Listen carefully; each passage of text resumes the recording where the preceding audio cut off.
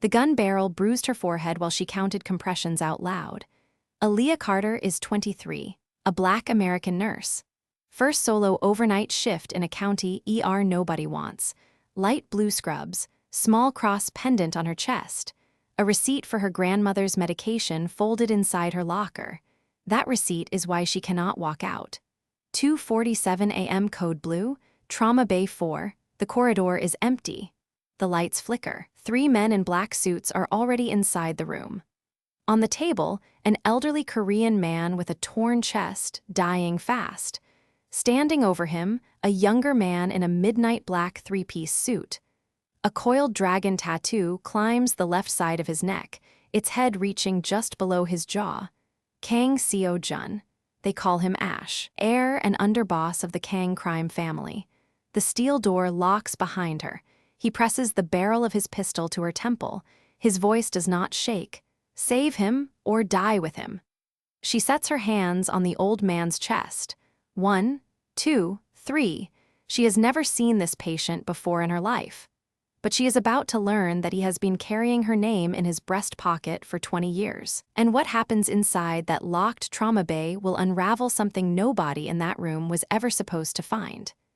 Before starting the story, comment down below where you are watching from and what time it is there.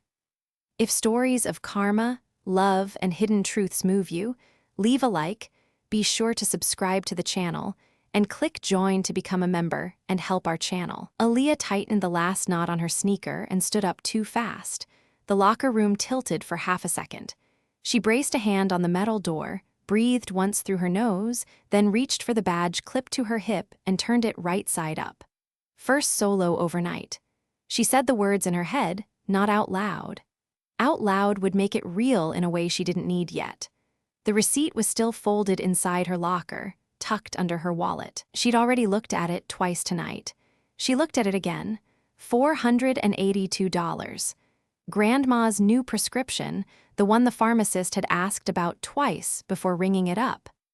Aaliyah closed the locker gently, the way she closed doors in her grandmother's house. Margaret was waiting at the nurse's station with 2 coffees.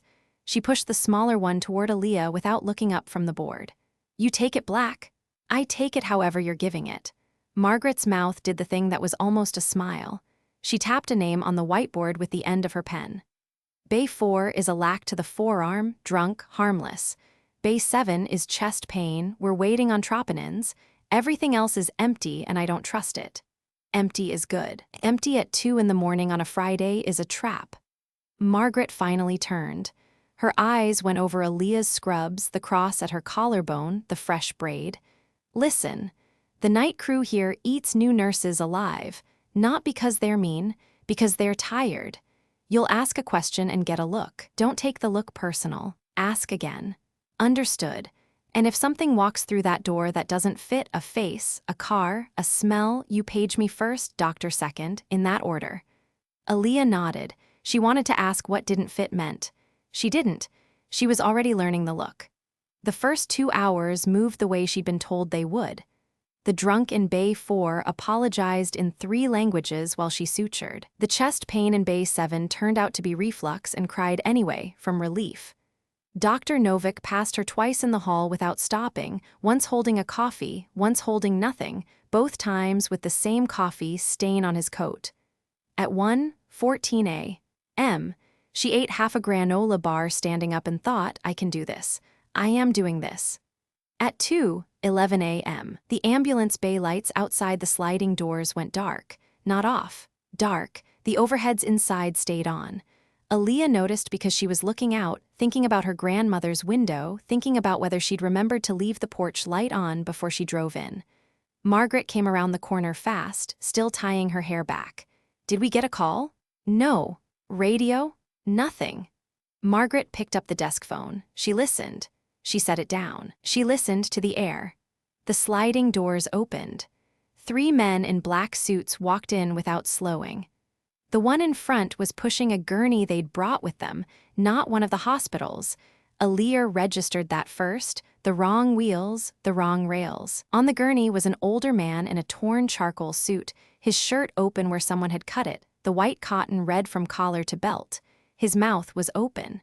His chest was not moving the way a chest is supposed to move.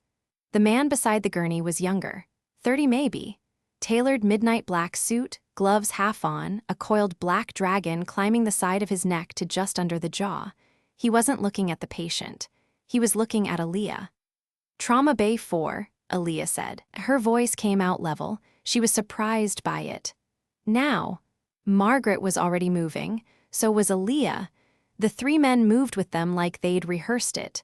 Dr. Novick stepped out of the break room holding a fresh coffee and stopped mid-step. "Who called this in? Bay 4, Aaliyah said again, because saying it again was the only thing keeping her hands steady. They rounded the corner into the trauma corridor, and the overhead fluorescent flickered once, twice, held. The corridor was empty. It shouldn't have been. It was. Inside Bay 4, Aaliyah cut the rest of the shirt with trauma shears. The old man's chest was a mess of small dark holes and one larger one under the left clavicle. No exit she could see. She pressed 2 fingers to the carotid. "Weak. Thready. He's crashing." "Code blue, trauma 4, Margaret said into the wall phone, and then a look crossed her face that Aaliyah would remember for the rest of her life. Margaret set the phone down slowly.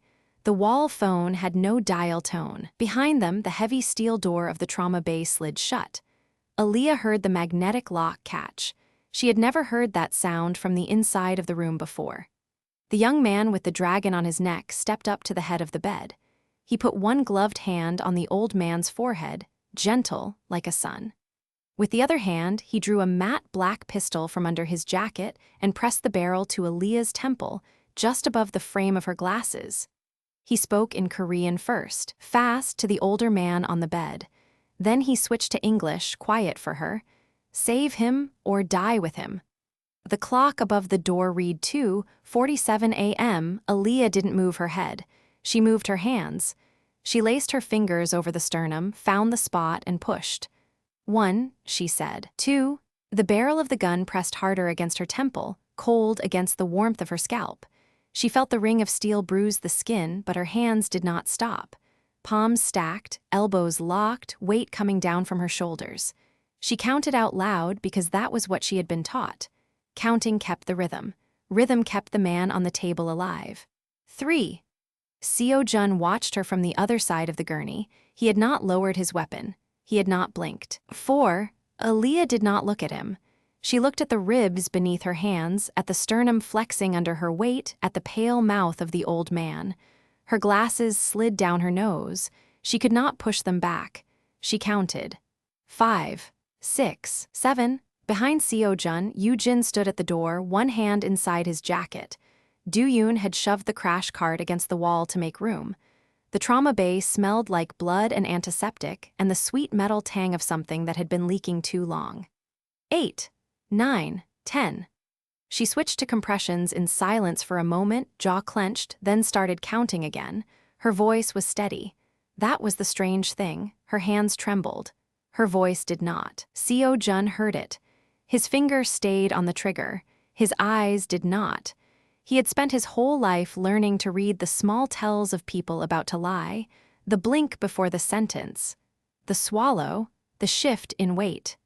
He had learned it from his father, who was dying now under this woman's palms. He had learned it from Yoo-jin, who had killed 6 men before turning 20. He knew what fear looked like on a face pressed to concrete. This woman was afraid. He could see the pulse in her neck. He could see the sweat at her hairline, but she was still counting. He had been told since he was old enough to hold a knife that courage in strangers was a lie, that everyone broke, that mercy was theater. His father had said it in 3 languages. She said, "Bag." Do-yoon flinched. "Bag," she said again, without turning her head. "The blue thing, squeeze it every 6 seconds, now." Do-yoon looked at Seo-jun. Seo-jun tilted his chin a quarter of an inch. Do-yoon dropped his submachine gun to his side, stepped forward, and picked up the ambu bag off the tray. He squeezed. His grip was too hard. "Softer," Aaliyah said. "You'll blow his lung." Do-yoon squeezed softer. She kept counting. Seo-jun lowered the gun, not far, just to her collarbone, then to her hip. Then he let his arm fall. The dragon on his neck moved when he swallowed. Hyun-woo stepped forward from the corner where he had been standing. He carried the small leather medical case. He set it on the counter and popped the latches. Inside were vials. He selected one without looking at the label and drew from it with a syringe already primed. Epinephrine, he said in Korean over his shoulder to Seo-jun. 1 milligram. Seo-jun nodded. Aaliyah's eyes moved, just once, just to the vial in Hyun-woo's hand. Something was wrong, she kept counting. 27, 28. The vial was clear. Epinephrine was clear, that was correct. But the label was on the wrong side, turned inward toward Hyun-woo's palm, hidden. A nurse who drew a drug always turned the label out. Always. It was the second thing they taught you and the last thing you forgot. He was hiding the label. 30. She stopped compressions. She stepped back half a foot, just enough to breathe, and let Duyun squeeze the bag twice more. Her hand drifted, casually, along the edge of the crash cart. Her fingers brushed the top drawer. She had opened it once when Margaret walked her through the layout on her first day. She knew where the correct vials were. 3rd row, left side, labeled in red. He's crashing again, she said, loud, steady. I need the epi. Hyun-woo turned toward her with the syringe. She turned toward the cart at the same instant. Her back was to Seo-jun for a fraction of a second. She slid the top drawer, picked a fresh vial by touch, and palmed it under her wrist. Then she turned back and held out her free hand. Give me the syringe. I'll push it. I need to feel his line. Hyun-woo hesitated. Give it, Seo-jun said quietly in English. Hyun-woo gave her the syringe. She took it in her right hand.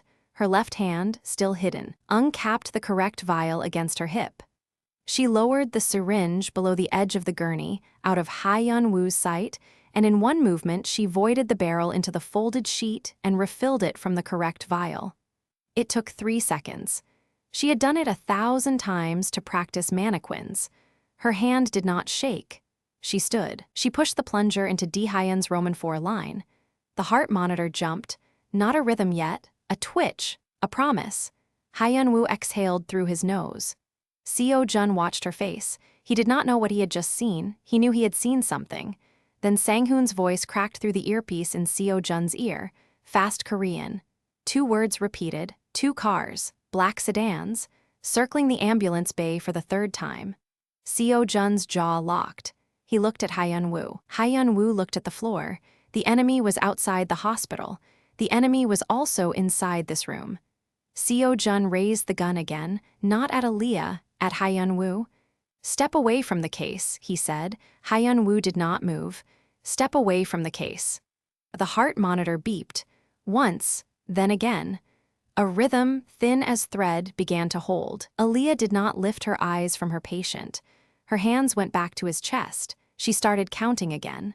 1, 2, 3, 4. Her palms sank into the old man's sternum on every count. The rib she had cracked earlier gave a wet click under her weight. She kept going. Seo-jun stood at the head of the gurney. The pistol still hovered near her temple, but his arm had begun to shake, not from fear, from the weight of holding it that long. Charging to 200, Aaliyah said. Her voice came out level. She did not recognize it. The defibrillator whined up the scale. She smeared gel across D-Hyun's chest with the back of her hand and grabbed the paddles. Blood tacky under her fingers. The badge at her hip banged against the rail. Clear. Nobody moved. Nobody had the training to move. She shocked him anyway. D-Hyun's body jumped once on the mattress and dropped. The monitor drew a single tired peak, then another, then a soft rolling rhythm that looked like a heartbeat. Sang-hoon exhaled through his nose. Yoo-jin's shoulders lowered a half-inch. Seo-jun did not move. Sinus, Aaliyah whispered. I have sinus. She counted. 1 second, 2, 3, 4, 5, 6, 7. The rhythm broke like a thread. The peaks flattened. The line went straight and stayed straight, and the machine started that thin, unbroken tone that every ER learns to hate before it learns anything else. No, Seo-jun said. Just the one word. Aaliyah did not answer him. She threw the paddles back onto the cart, climbed onto the rail with one knee, and started compressions again. 200 pounds threw her shoulders into a corpse. 1, 2, 3.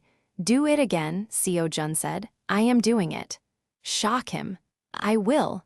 She kept counting to 30. Her arms were burning now. Her scrub top was soaked through at the small of her back. Somewhere under the counting, she noticed that her glasses had slid down her nose and she could not fix them, and it did not matter. At 30, she reached without looking, cranked the jewels higher, gelled him again. Clear. Nothing. She hit him again. Nothing. The flat tone did not stop. It filled the room. It filled the corridor outside the room. She could hear Do-yoon shifting his weight against the door. Again, Seo-jun said, closer now. Epinephrine, she said. She was talking to nobody or to herself or to Margaret through a door that was welded shut.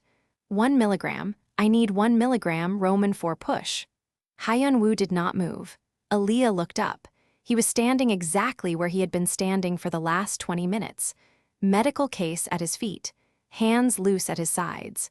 The sweat on his upper lip had dried into a pale film. He looked at her the way a man looks at a stalled car he does not intend to fix. She understood then that he was waiting for her to finish. She crossed the 2 steps to the crash cart, tore the tray open, snapped the ampoule herself. Her hands were steady. She did not know why her hands were steady. She drew it up, uncapped the line, pushed it, flushed with saline, went back to the chest. 1, 2, 3. Behind her, Sang-hoon murmured something in Korean into his earpiece. Yoo-jin answered without turning his head. Seo-jun said nothing. The pistol came under her chin. She felt the ring of the muzzle press up into the soft place behind her jawbone, angling her whole face toward him. Cold metal, warm hand. Look at me, Seo-jun said. I'm working. Look at me. She did not stop counting. She turned her eyes without turning her head. His face was inches from hers. The dragon on his neck rose and fell with his breath. His eyes were not the eyes of a man about to kill her. They were the eyes of a man watching his own hand about to do something he could not take back. If he dies, Seo-jun said, you die with him. You know that, I know. Then save him. I am trying. Try harder. I am trying harder than you have ever tried at anything in your life, Aaliyah said. Move your gun, I need to shock him again. For a full second, nothing. Then the muzzle lifted from her jaw, half an inch, enough. She reached across him for the paddles. Her forearm brushed the front of his suit. The signet ring on his right hand ticked against the rail. She did not flinch. Clear. Hyun jumped and dropped. The line stayed flat. Aaliyah heard herself make a small sound in the back of her throat. Not a word, not a sob, something older than either. She climbed back onto the rail. Her hands went back to the sternum. She started counting again. 1, 2, 3. The gun came back under her chin. Harder this time. She felt her teeth click. Stop, Seo-jun said. He's gone. He's not gone until I say he's gone. Nurse. 1, 2, 3, 4. Nurse. You want him alive or you want me to stop? Pick one. She did not look at him when she said it. She was looking at the small folded paper that had slid from the inside pocket of Hyun's ruined jacket and was now caught, damp with blood, against the rail near her knee. She had not noticed it before. She noticed it now because her handwriting was not on it, but the handwriting on it was careful, and the ink was the kind of ink a person uses when a name matters. She could not read what was written. The angle was wrong. The blood was in the way. She kept counting. 5, 6, 7. Seo-jun's hand on the pistol did not move. His finger was on the trigger. She could feel the tremor in the barrel travel down into her jaw and into her neck and into her shoulders and into her hands still did not stop. 8. The monitor gave a single blip. She did not look up. She did not want to be wrong about it. 9. Another blip, then another. Seo-jun made a sound she would remember for the rest of her life. A short exhale, almost a laugh, almost a prayer, cut off before it could become either. 10, Aaliyah said. Behind her, the sealed door of trauma 4 shuddered. Once, twice. Someone on the other side had begun to hit it with something heavier than a fist. Sang-hoon's earpiece crackled. His face changed. He said one word in Korean. Seo-jun's head snapped toward the door. The pistol was still under her chin. Sang-hoon spoke again, faster, 3 sharp syllables Aaliyah did not understand. Seo-jun's jaw tightened. The pistol under her chin lifted 1/4 of an inch. Not away, just enough for her to breathe. On the gurney, Hyun's finger twitched. Aaliyah saw it before anyone else. The right index finger, curled against the sheet, straightened once and fell back. She dropped her eyes to the monitor. A single narrow spike, then another. The line was not flat anymore. It was a whisper, but it was there. "He's back," she said. Her voice came out even. Weak, but back. Seo Jun did not lower the gun. He leaned over his father's face. Di Hyun's lips moved. No sound. Then a wet breath, half a word. Seo Jun bent closer, ear almost touching the old man's mouth. The dragon on his neck pressed against the sheet stained with iodine. Di Hyun whispered a name. Aaliyah heard it and her hands stopped. The chest compressions, the bagging, all of it froze for 1 second. The name was her mother's. Full name. American middle, married last, said in a Korean accent she had never heard say it before, then 2 more words in cracked English. "She saved my son." Seo Jun did not move. Aaliyah could see the muscle jump in his jaw twice. She started compressions again. She had to. The rhythm returned to her hands before her mind caught up. 1, 2, 3. Under her palms, ribs she had already cracked, a heart she had already restarted, a man who knew her mother's name. Behind her, the sepia of the fluorescent lights bent. She did not turn her head, but the memory came anyway, uninvited, the way memories arrive when the body is too busy to fight them. She was 3 years old. Rain on a fire escape. Her mother's white sneakers wet, splashing through an alley behind a Koreatown restaurant. A boy on the ground, maybe 11, blood soaking through a school uniform. Her mother's hands pressing a folded scarf into his side. Her mother's voice, calm, telling the boy to breathe with her. In, out, in, out. A black car at the mouth of the alley, engine running. Men in dark suits watching. Her mother did not look up at them. She only kept pressing. Aaliyah pressed now. 1, 2, 3. Seo Jun stepped back from the gurney. The gun was still in his hand, but it hung at his side now, forgotten by the arm holding it. He slid 2 fingers into the breast pocket of his father's ruined suit. He pulled out a folded square of paper. He opened it. He read it. His face did not change. That was the worst part. His face did not change, and Aaliyah understood without being told that the paper had her name on it. "Sang-hoon," he said. Quiet. In English, for her benefit or by accident, she would never know, where is Hyun-woo? Sang-hoon touched his earpiece. He spoke 3 words, he listened, he looked at Seo Jun. Service corridor, he tried the loading dock. Bring him. Aaliyah kept counting. The BP cuff hissed. 90/60, 92. The heart was catching. She adjusted the flow on the pressor drip without looking at the pump. Her fingers knew the buttons now. The steel door groaned. Do-yoon shoved a man through it. Hyun-woo? The medical case was gone. His sleeves were still rolled once. His upper lip was wet. He saw the monitor. He saw the small green spikes marching across it. His shoulders dropped an inch. Seo Jun turned. He held up the folded paper between 2 gloved fingers. "Explain this." Hyun-woo's eyes moved to Aaliyah, then to the paper, then to the floor. "Ash, listen, explain the ampoule." Hyun-woo said nothing. That was the answer. Seo Jun looked at Aaliyah, only for a second, long enough. Then he looked back at Hyun-woo and lifted the pistol. "Out," he said to her. She did not move. "Nurse." His pressure is 94. If I let go of this drip, he crashes again. The room went still. Even Do-yoon looked at Seo Jun. No one in that room had heard anyone tell Kang Seo Jun no. Something in his face shifted. Not softness, recognition. He nodded once at the corner near the door. Behind the curtain. She stepped behind the curtain. She did not close her eyes. She kept one hand extended through the gap, thumb on the pressor pump, watching the numbers on the monitor. The door opened.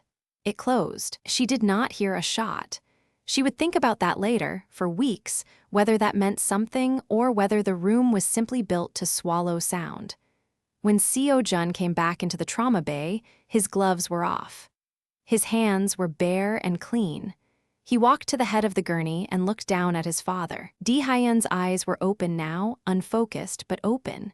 His chest rose, fell, rose. Seo Jun set the pistol on the counter beside her stethoscope, beside her badge with her photo smiling into the lens from a day she barely remembered. He turned to her. "You're her daughter." His voice cracked on the last word. He did not try to hide it. Aaliyah did not answer. She held his eyes. She did not step back and she did not step forward. The blood on the front of her scrubs was drying stiff. The cross on her necklace hung crooked from the compressions.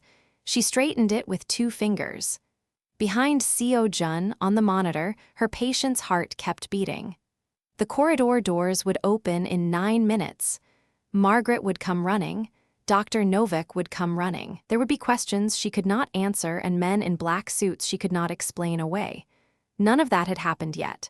Right now, there was only the 2 of them and the sound of a machine keeping a man alive because a black girl in a ruined uniform had refused to let go of him. She lifted her chin. "My shift ends at 7, she said. She did not smile. She did not soften. She held the presser pump steady. Outside, somewhere in the city she was born in, the sky was already starting to turn gray. If you want to watch all the stories without any ads and also get access to bonus scenes, extended epilogues, and exclusive spicy chapters, head over to our Patreon. Scan the QR code on the screen. The link is in the description or in the pinned comment. See you there. If this story moved you, stop for a moment and reflect. Have you ever done the right thing for a stranger while someone held power over your life? Have you ever discovered that a small act of kindness from someone you loved, years ago in a rainy alley, was quietly protecting you the whole time? And when the truth finally arrived, did you have the strength to stand upright in a ruined uniform and refuse to run, refuse to forgive, and simply hold the eyes of the person who owed you everything? Tell us your experiences and feelings in the comments. We read them all. And if you believe in stories about hidden bloodlines, quiet courage, and dignity restored in silence, leave a like, be sure to subscribe to the channel, and click join to become a part of our community and help the channel.